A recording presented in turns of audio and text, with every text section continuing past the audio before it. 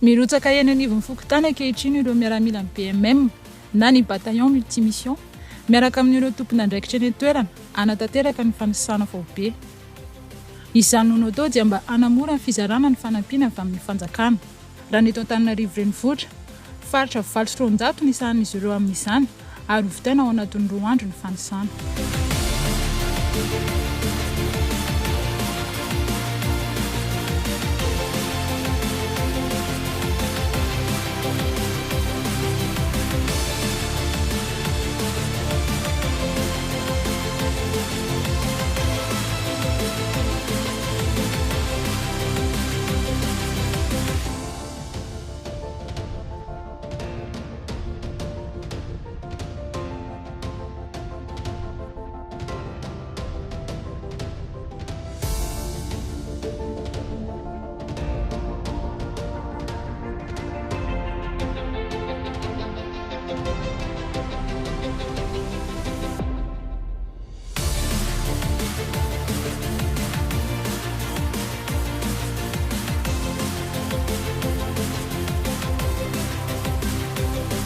Raha ny androany dia teo anivon'ny fokontany Ambatofinanky sy ny manodidina no nanomboana izany.